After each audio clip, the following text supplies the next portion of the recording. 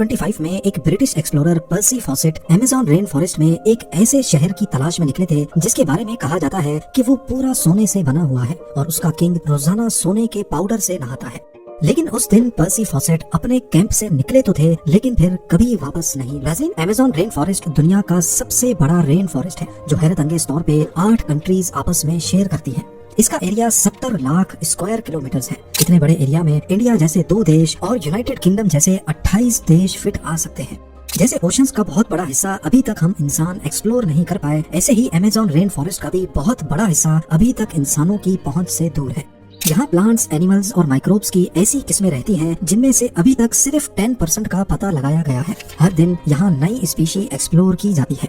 Amazon rain forest में करीब 40,000 करोड़ दरख्त मौजूद हैं और यही वजह है कि इस फॉरेस्ट को अर्थ की लंग्स भी कहा जाता है। पूरी दुनिया में जितनी भी ऑक्सीजन है उसका 20% सिर्फ अमेज़न रेन फॉरेस्ट रिलीज करता है। एक एस्टीमेट के मुताबिक अमेज़न फॉरेस्ट में करीब 20 लाख लोग रहते हैं जिनका बाहर की दुनिया से कोई कनेक्शन नहीं है। क्योंकि अमेज़न का काफी सारा हिस्सा अभी तक अनएक्सप्लोर्ड है, लिहाजा जंगल की इस ढाल के नीचे जो कुछ छुपा है वो भी अभी तक दुनिया के लिए एक ना सुलझने वाला मुअम्मा बना हुआ है। अमेज़न के जंगल की ऐसी ही चंद मिस्ट्रीज के बारे में आज हम जानेंगे। कुछ को तो सॉल्व कर लिया गया है लेकिन बहुत सारी आज भी साइंस के पल्ले नहीं पड़ रही। सबसे पहले बात करते हैं सिटी ऑफ गोल्ड के बारे में। अमेज़न फॉरेस्ट की आज तक की सबसे बड़ी मिस्ट्री है यहाँ की सिटी ऑफ गोल्ड, जिसको एल डोराडो भी कहा जाता है। कहा जाता है कि किसी दौर में यहाँ एक ऐसा शहर था जो पूरा सोने से बना होता था और यहाँ का किंग रोजाना सोने के पाउडर से नहाकर अमेज़न रिवर में वो सारा सोना बहा देता था। जी हाँ, 16th सेंचुरी में यूरोपियंस साउथ अमेरिका में आए थे जहाँ अमेज़न फॉरेस्ट मौजूद है। वो अपने साथ काफी सोल्जर्स और इस इलाके पर कब्जा करने का प्लान बनाकर आए थे। यहाँ उनका सामना अमेज़न के लोकल लोगों से हुआ जिन्होंने यहाँ अपने शहर बसाए हुए थे।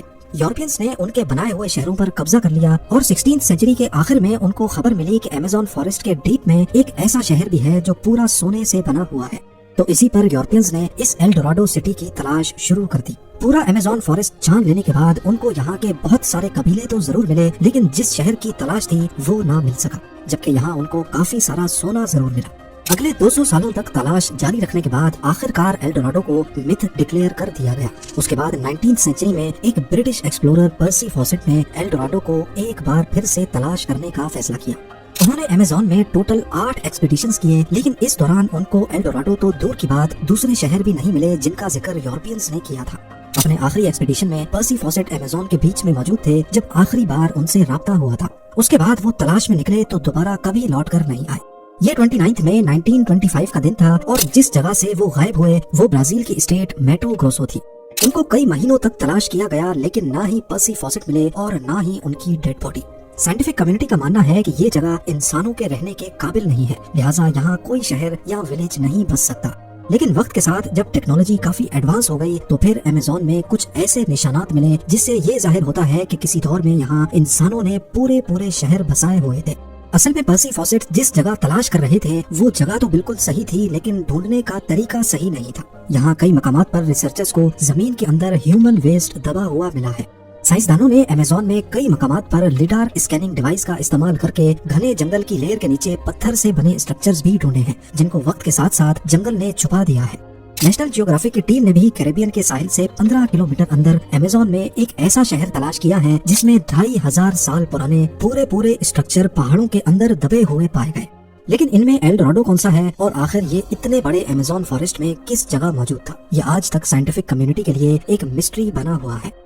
नंबर 4, अमेज़न के इस वसी बयाबान जंगल में काफी ऐसे कबीले भी रहते हैं जिन्होंने आज तक बाहर की दुनिया को देखा ही नहीं है। जी हाँ, ये लोग जंगल में कैसे जिंदगी गुजारते हैं इसके बारे में एंथ्रोपोलॉजिस्ट भी सही से नहीं जानते। इनमें से एक कबीला पिरिकपुरा के नाम से जाना जाता है जो वेस्टर्न ब्राजील में रहता है। इस कबीले में पहले हजारों लोग थे लेकिन अभी सिर्फ 15 से 20 ही बचे हैं। इस कबीले के बारे में हम भी 1998 के बाद ही जान पाए हैं जब पहली बार इनका बाहर की दुनिया से राब्ता हुआ था। उनकी लैंग्वेज से ऐसा लग रहा था कि शायद वो अपना दुख दर्द बयान करना चाहते हैं। एंथ्रोपोलॉजिस्ट ने जब उनकी बातों को डिकोड किया तो मालूम पड़ा कि उनका कबीला पहले काफी स्ट्रॉन्ग हुआ करता था लेकिन फिर कुछ कब्जा माफिया ने फॉरेस्ट में माइनिंग करने के लिए उनके तमाम साथियों को बुरी तरह मार डाला जिनमें से ये चंद लोग बच गए थे। ऐसे पता नहीं कितने ट्राइब्स हैं जो अमेज़न जंगल के बीच अपनी दुनिया बसाए बैठे हैं। ये लोग कहां से आए थे, क्या इनका हजारों साल पहले यहाँ बसने वाले कबीलों से कोई कनेक्शन है, इस बारे में आज तक कोई नहीं जान पाया। नंबर 3, सदियों से हिस्टोरियंस को ये कंफर्म नहीं था कि अमेज़न में रहने वाले लोग यहाँ कब आए थे, लेकिन 2017 में ये पहेली तब सुलझने लगी जब आर्कियोलॉजिस्ट को कोलंबिया के करीब अमेज़न फॉरेस्ट में पहाड़ पर कुछ पेंटिंग्स बनी हुई दिखाई दी।